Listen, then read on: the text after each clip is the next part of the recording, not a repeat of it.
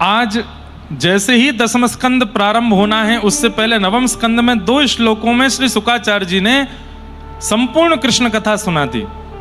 भगवान का मथुरा में जन्म हुआ, जन्म लेकर के ठाकुर जी गोकुल गए, गोकुल जाकर के ये लीला की, वहां से फिर वृंदावन गए, वृंदावन से फिर मथुरा गए, मथुरा जाके कंसवध किया, वहां पर फिर ऐसा ऐसा लीला की, रण छोड़ करके ठाकुर जी द्वारिका गए, द्वारिका का निर्माण करके 16,108 ब्याह किए, जिनमें रुक्मणी जी प्रथम पटरानी हैं। तत्पश्चात भगवान ने ये युद्ध किया, महाभारत युद्ध कराया, गीता का ज्ञान दिया, सुदामा जी के साथ अत्यंत प्रेम भाव निभा करके ठाकुर जी यदुवंशियों को ज्ञान देते हुए अपने धाम को प्रस्थान कर गए। 2 श्लोकों में संपूर्ण कृष्ण कथा सुना दी और 2 श्लोक सुना करके श्री सुखदेव जी शांत हो गए। परीक्षित महाराज बोले, भगवान आपने कृष्ण लीला नहीं सुनाई। तो श्री सुखदेव जी बोले, सुना तो दी, मथुरा में जन्म, गोकुल में ये लीला, वृंदावन में ये लीला, यही तो है कृष्ण लीला, इससे अधिक कुछ नहीं है। तब आपने कहा, भगवान 2 श्लोकों में आप कृष्ण लीला सुना रहे हैं, ऐसा तो मत कीजिए। अत्यंत प्यासे को केवल 2 बूंद मुंह में डाल दो तो वो और ज्यादा मरने को हो जाता है, इससे बढ़िया तो पिलाते ही नहीं। प्यासे को पिलाओ ही मत, पानी दिखाओ ही मत, तो वो सह भी लेगा, लेकिन आपने पानी दिखा दिया और 1 बूंद पिला भी दिया तो वो और पागल हो जाएगा। परीक्षित जी बोले, मैं 4 दिन से एक आसन पर बैठा हूं, 7 दिन में मेरी मृत्यु हो जानी है। आपने इतने राजाओं की कथा सुनाई, मैंने कुछ नहीं कहा, लेकिन जिन कृष्ण लीला में आपने मुझे क्षण भर का ये प्रवेश करा करके जो विश्राम किया है नाथ, ऐसे तो मुझे लग रहा है मेरी मृत्यु आज ही हो जाए। ऐसा मत करिए प्रभु। कथितो वंश विस्तारो भवता सोम सूर्ययो राज्ञां चोभय वंशानां चरितम परमाद्भुतम। मुझे सूक्ष्मता से नहीं सुननी, मुझे विस्तार से सुनना है। कृपा करके बताओ बंधुओं, ये क्या है? उत्सुकता, इसको क्या बोलते हैं? इस व्यवहार को उत्सुकता। भगवत प्राप्ति में प्रेम अनिवार्य है, भगवत प्राप्ति में भक्ति अनिवार्य है, भगवत प्राप्ति में ज्ञान अनिवार्य है, वैराग्य अनिवार्य है, त्याग अनिवार्य है। लेकिन ये सब आपके पास है, लेकिन उत्सुकता नहीं है तो ठाकुर जी नहीं मिलेंगे। लेकिन प्रेम नहीं है, ज्ञान नहीं है, वैराग्य नहीं है, त्याग नहीं है, भक्ति नहीं है, लेकिन उत्सुकता है। हाँ, ये सब है पर उतनी मात्रा में नहीं है, पर उत्सुकता चित्त में है।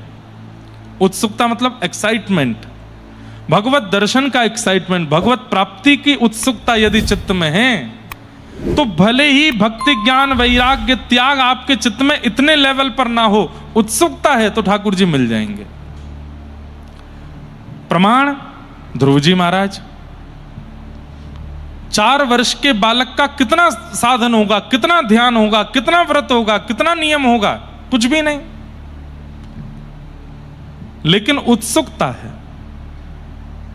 देखो चाहत कमल नयन को, देखो चाहत कमल नयन को, निस दिन रहत उदासी अखियां, हरि दर्शन की प्यास।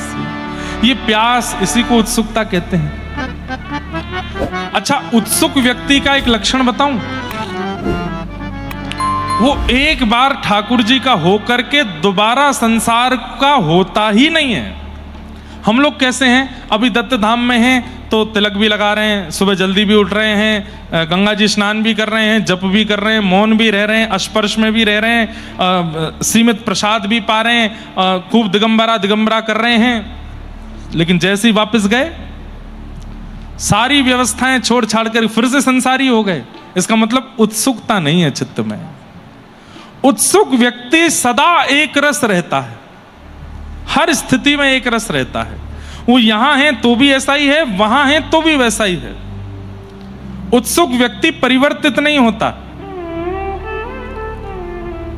उत्सुक व्यक्ति सदा एक रस रहता है। उत्सुकता जीवन में लाइए, एक रस रहो। आज एक्साइटेड हैं ठाकुर जी से मिलने के, कल भी रहो, परसों भी रहो, वर्षों बाद भी रहो। जैसे सबरी, गुरुदेव कह के गए हैं कि राम जी आएंगे, बस प्रतीक्षा करना। 1 नहीं, 2 नहीं, 3 नहीं, 10 नहीं, 20 नहीं, 50 नहीं, कितने वर्ष बाद ठाकुर जी आए हैं। और जितने वर्ष निकले हैं, सबरी की उत्सुकता घटी नहीं है। कहते हैं सबरी जी रोज 3 बजे उठ जाती हैं, स्नान करती हैं, पुष्प चयन करके लाती हैं। उस मार्ग को रोज, जैसे मैं आता हूं तो यहाँ पे ऐसे सुंदर सुंदर ये बनाते हैं चित्रकला, कुछ कभी बनाती हैं रंगोले से, हमारे सब भाई बहन मिलके खूब बढ़िया बढ़िया सुंदर सजाते हैं। अगर वैसे तो यहाँ पे भी हो सकता है, अगर साल भर की मेरी कथा हुई तो साल भर ये बनेगा ही बनेगा, यहाँ उत्सुकता घटेगी नहीं। पर कई जगह ऐसा होता है वहां 7 दिन में ही उत्सुकता घटने लगती है। 5 दिन बाद जैसा पहले दिन उत्सुकता थी, दूसरे दिन नहीं है, तीसरे दिन और घट गई, चौथे दिन और घट गई, 5वें दिन और घट गई, 6वें दिन और घट गई, 7वें दिन तो आलस में ही आ गए, अरे भैया तुम ही कर लो, हमसे नहीं हो रहा है। नहीं, दिन प्रति बढ़े वो उत्सुकता है। सबरी जी रोज मार्ग पर झाड़ू लगाती हैं, रोज पुष्पों से उसकी सजावट करती हैं, रोज उस पर गंगा जल छिड़कती हैं, रोज सुगंधित पुष्पों से उस पर सुगंधी डालती हैं। क्यों? राम जी आ रहे होंगे। और पूरा सजा करके फिर फल फूल ला करके डलिया में सजाती हैं और एकटक निहारती रहती हैं, अब आएंगे, अब आएंगे, अब आएंगे। कौन प्रतीक्षा कर सकता है ऐसे? और वो भी सालों साल तक इतनी प्रतीक्षा। और जैसी शाम होती है, सूर्यास्त होता है, तो दुखी नहीं होती, प्रसन्न मुद्रा में ही। कहीं रह गए होंगे, व्यस्त होंगे, अभी आने में थोड़ा विलंब होगा। सारे पुष्पों का चयन कर लेती हैं, सारे फल फूल और जो जो मार्ग पर सबका चयन करके एक तरफ रख देती हैं, और उन्हीं फलों को ठाकुर जी को निवेदित करके पाके सो जाती हैं। फिर सुबह 3 बजे उठती हैं, फिर से सजाती हैं। उत्सुकता की पराकाष्ठा है सबरी।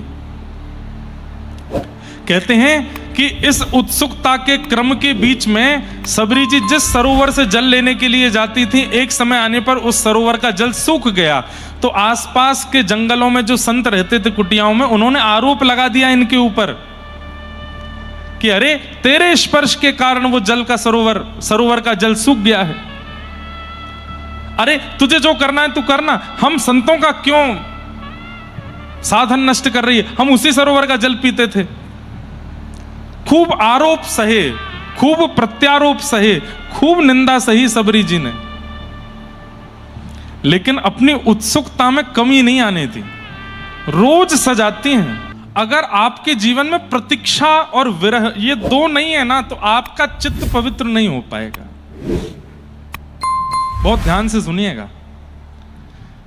भगवत मिलन में या धाम की प्राप्ति में या गुरुदेव की प्राप्ति में या श्री जी की प्राप्ति में यदि प्रतीक्षा आपसे नहीं हो रही है, मतलब अभी मन हो गया वृंदावन जाना है तो कल की फ्लाइट मिल गई और पहुंच भी गए, प्रतीक्षा नहीं करनी पड़ी।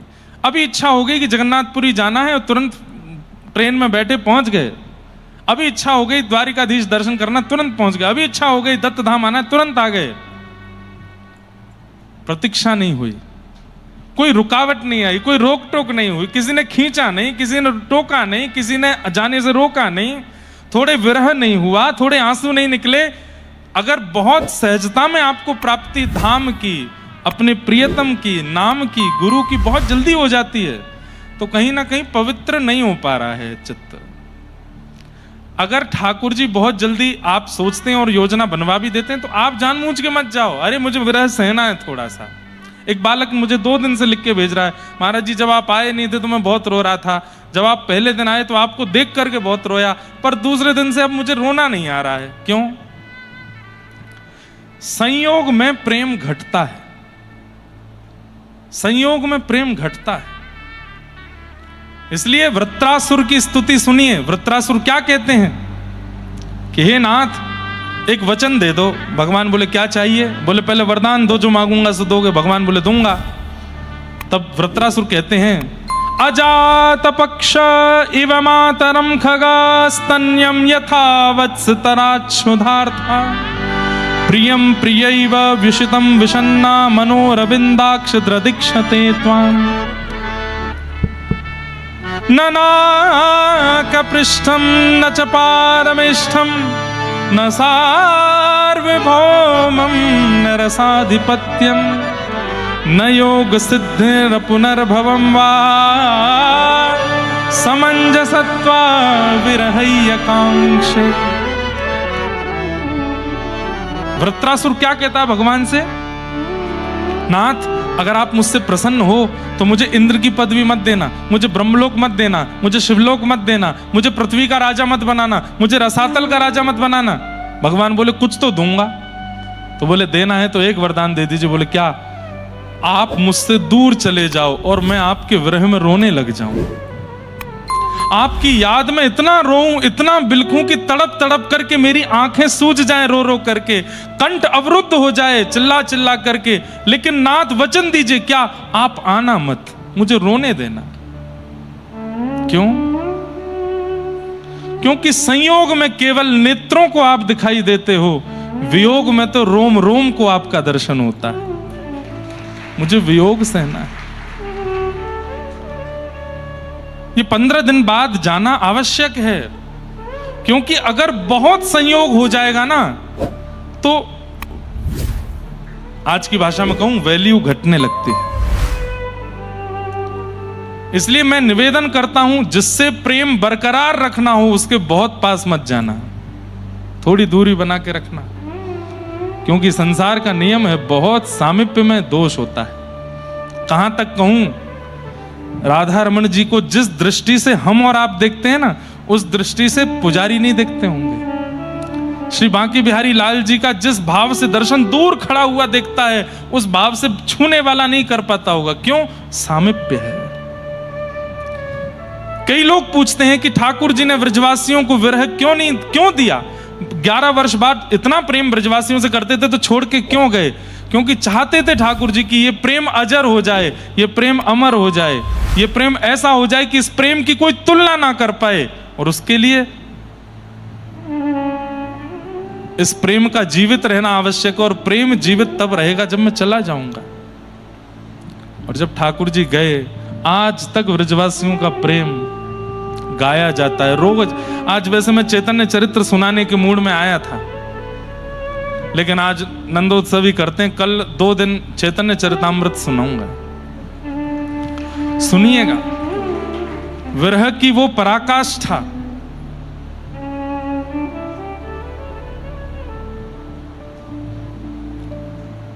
यहां जितने भी रामानुज दास और दासी बैठे हैं, आपके गुरु भाई भी यहां बैठा है, नंद नंदन रामानुज दास। बहुत अच्छी अच्छी रचनाएं करते हैं। उन्होंने एक रचना करके हमसे गवाया है। वो क्या करते हैं, हमसे कथा सुनते हैं और कथा सुनने के बाद फिर उस पर पद लिखते हैं। बहुत अच्छा है बालक। वैसे वो पद आने वाला है कुछ दिन बाद, लेकिन कितना अच्छा भाव है। हे उधा मेरो छूट गयो ब्रज धाम, हाँ उधा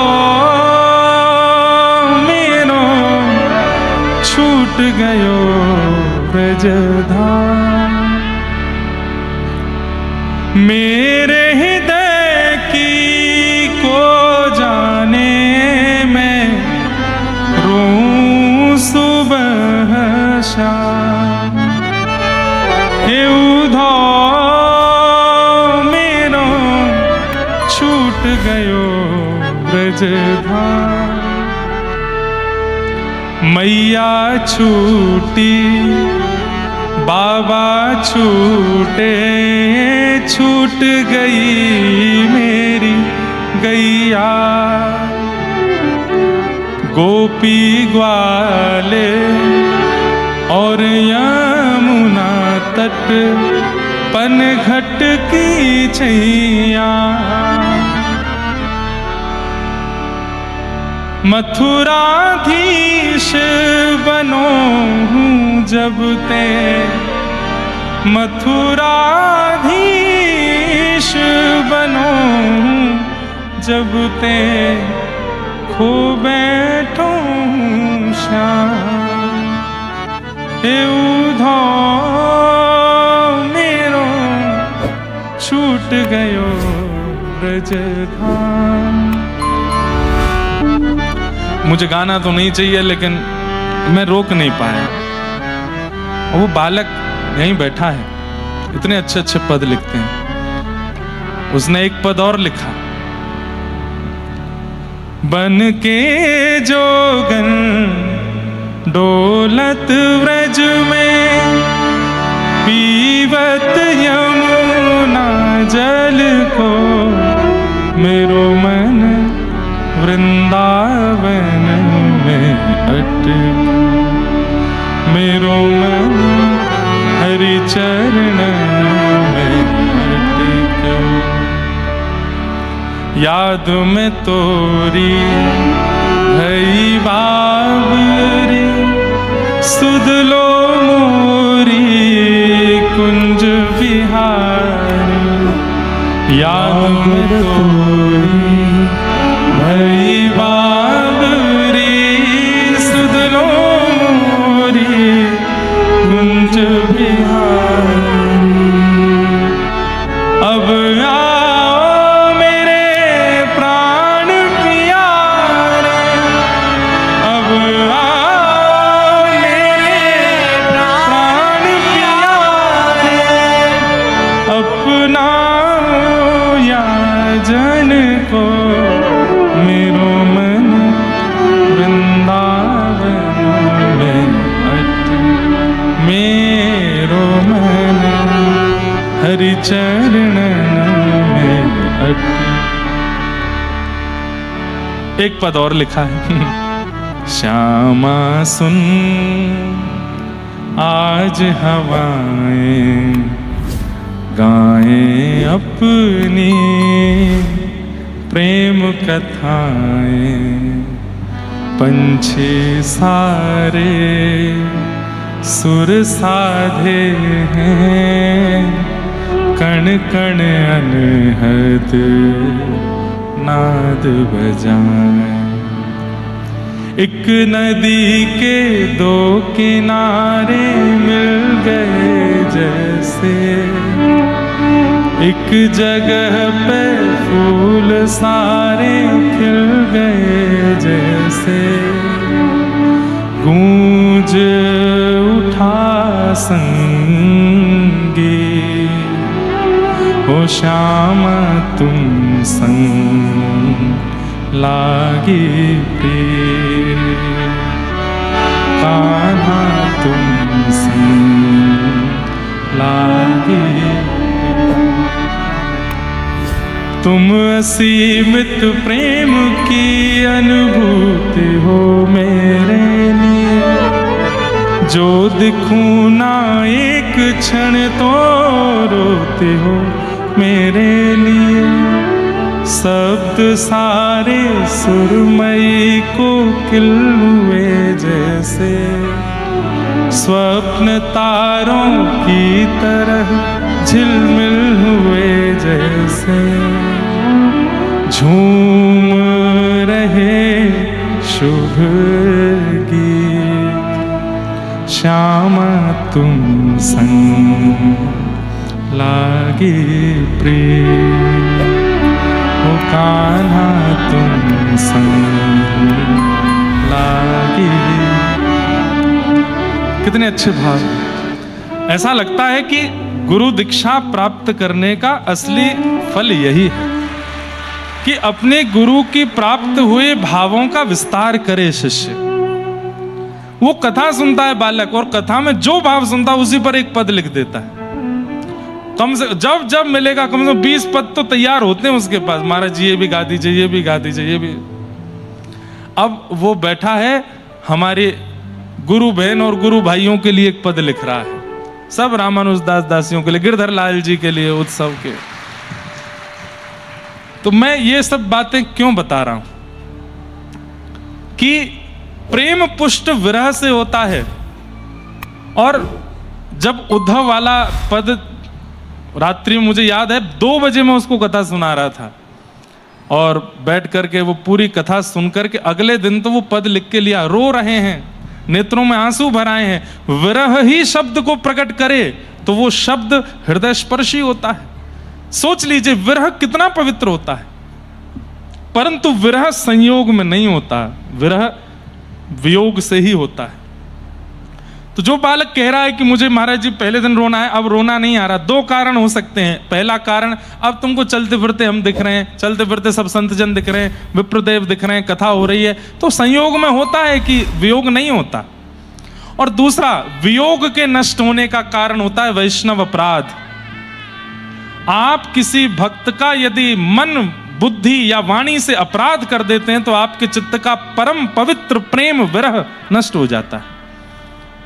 जो नेत्रों में आंसू भराते थे, जो याद आती थी, जो विरह में व्याकुलता होती थी, यदि वो घट गई है तो इसका मतलब क्या है? किसी वैष्णव भक्त का अपमान किया है आपने, इसीलिए विरह चला गया है।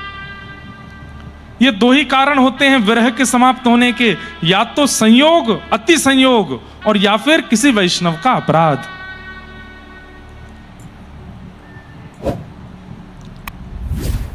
वियोग विरह प्रेम को पुष्ट करता है। श्री सुखदेव जी महाराज ने 2 श्लोकों में कथा सुना दी और मौन हो गए। परीक्षित व्याकुल हो गया, बोले कथितो वंश विस्तारो भवता सोम सूर्यो।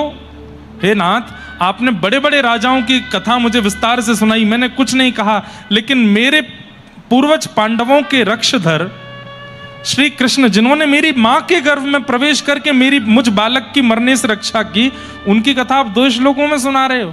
नाथ, 7 दिन बाद तक्षक सर्प से मेरी मृत्यु नहीं होगी, अभी इसी वक्त मेरी मृत्यु हो जाएगी।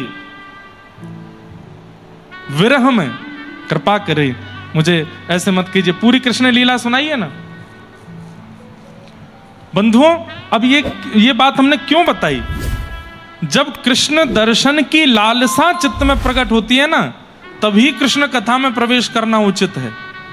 कोई ऐसे चलते फिरते कृष्ण लीला में प्रवेश नहीं करा देना चाहिए। श्रोता जब तक व्याकुल ना हो जाए लीला सुनने के लिए, तब तक उसको प्रविष्ट मत कराओ।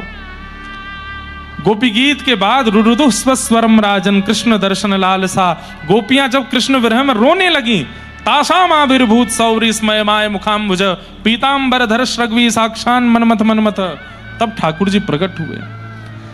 ये बात सिद्ध है, 1000 माला कर लो, 1,00,000 माला कर लो, 5 लाख माला कर लो, ठाकुर जी प्रकट नहीं होंगे। लेकिन एक माला भी अगर रोते रोते कर ली ना, तो माला की विश्रांति से पूर्व में ठाकुर जी प्रकट हो जाएंगे। अब जबरदस्ती मत रोना, जबरदस्ती नहीं। याद आवे, व्याकुलता चित्त में बढ़े। बंधुओं, मांगा करो। आपको धाम मिल गया, आपको नाम मिल गया, आपको गुरु मिल गया, आपको मंत्र मिल गया, आपको सब कुछ प्राप्त हो गया, अब विरह की याचना करो। हमारे वृंदावन के श्री कृपालु जी महाराज, जिन्होंने प्रेम मंदिर बनवाया, कितना प्रसिद्ध पद है उनका। उस पद में वो एक बात कहते हैं, गोपी प्रेम की भिक्षा दीजे, कैसे हूँ मोहे अपनों कर ली। ये विषय अभी थोड़ी देर में मैं यहीं विश्राम कर दूंगा, विरह वाला, और कल मैं विरह से ही कथा का प्रारंभ करूंगा, क्योंकि चैतन्य चरित्र सुनाना। सावधानी से रूमाल लेके बैठना। कल तो 2 दिन विरह का दान दे करके जाएंगे, और बस बोलने दीजिएगा, मेरे नेत्र नहीं खुलेंगे कल कथा में। आज मैं भर के आया था, लेकिन आज मटकी देख के मैं रुक गया हूं, लेकिन कल नहीं रुकूंगा। कल बहुत सावधानी से बैठिएगा कथा में। 2 दिन में चैतन्य चरित्र पूरा नहीं होगा, लेकिन जितना होगा उतना कह के जाऊंगा। गोपी प्रेम की भिक्षा दीजे, कैसे हूँ मोहे अपनों कर लीजे। तुर गुण गावत दिवस बितावत द्रग बरसावत, मैं हूँ प्रेम विभोर श्री राधे, कीजय कृपा की ओर। सरस किशोरी बयस की थोरी, रतिरस गोरी, कीजय कृपा की ओर। श्री राधे, कीजय कृपा की ओर। विरह मांग रहे हैं किशोरी जी से। जब भक्त को सब कुछ मिल जाता है तो वो विरह की याचना करता है, रुदन की याचना करता है कि मुझे रोना है, मुझे विरह में रहना है। और विरह मिलता नहीं है बंधुओं। धाम मिल जाएगा, नाम मिल जाएगा, मंत्र मिल जाएगा, दर्शन मिल जाएगा, महाप्रसाद मिल जाएगा, लेकिन विरह नहीं मिलता है। और विरह मिल रहा है तो बहुत बड़ी कृपा है। उसको जाने मत दीजिए, रहने दीजिए अपने पास ही। जैसे ही देखा सुखदेव जी ने कि परीक्षित विरह व्याकुल हो रहा है और कह रहा है कि मेरे प्राण तो आज ही निकल जाएंगे, 7 दिन बाद तक्षक सर्प के दंशन से मेरी मृत्यु नहीं, कृष्ण कथा ना सुनने के वियोग में मेरे प्राण निकल जाएंगे। जैसे ही विरह आतुर सुखदेव जी ने परीक्षित को देखा, तुरंत सुखदेव जी बोले, परीक्षित सम्यक व्यवस्थिता बुद्धि तब राजसी सत्तम, वासुदेव कथायां ते यज्जाता निष्ठ कीरति। क्या कह रहे हैं? मैं तुम्हारी बुद्धि परख रहा था। ये कृष्ण लीला 2 श्लोकों में मैंने जानबूझ के सुनाई ताकि मैं तुमको परखूं तो सही, तुम राजी होते हो कि नहीं। लेकिन तुम्हारी बुद्धि व्यवस्थित हो चुकी है राजन। क्यों? क्योंकि तुम विरह व्याकुल हो रहे हो। कृष्ण की कथा सुनने के लिए, उनका दर्शन करने के लिए इतनी व्याकुलता तुम्हारे चित्त में हो रही है। इससे ये बात पता चलती है कि अब तुम्हारी बुद्धि व्यवस्थित है। सम्यक व्यवस्थिता बुद्धि तब राजर्षि सत्तमः। आहा, तब आपने कहा अब तुम्हारे अंदर ये विरह मुझे दिख गया है, अब मैं तुमको कृष्ण लीला सुनाऊंगा। क्यों? विरह आपन्न व्यक्ति जब कृष्ण लीला में प्रवेश करेगा तो कृष्ण की लीला पर संशय नहीं करेगा। आपने कभी रोते हुए व्यक्ति को देखा? रोता हुआ व्यक्ति सब स्वीकार कर लेता है। अब पानी पानी पिलाओ, पानी पिलाओ उसको, पानी पी लेगा। जूस पिलाओ, जूस पिलाओ, जूस पी लेगा। चाय पिलाओ, चाय पिलाओ, रोते हुए चाय पिलाओ, चाय भी पी जाता है। टॉफी खिलाओ, टॉफी खिलाओ, ठीक हो जाएगा बेचारा। रोते हुए टॉफी खिलाओ, टॉफी खा लेगा। मक्खन खिला दो इसको, जहर ले आओ, जहर तो जहर भी खा जाएगा। विरह आपन्न व्यक्ति बुद्धि से विचार नहीं करता, वो सब स्वीकार कर लेता है। मेरा मन हो तो मैं 10-15 दिन विरह पे ही बोलूं, और हो सकता है अगली बार जब आए तो भगवत विरह पर ही बोलें। और क्यों बोलना है? क्योंकि विरह हमें चाहिए। विरह हमारे चित्त में है नहीं, व्याकुलता है नहीं चित्त में।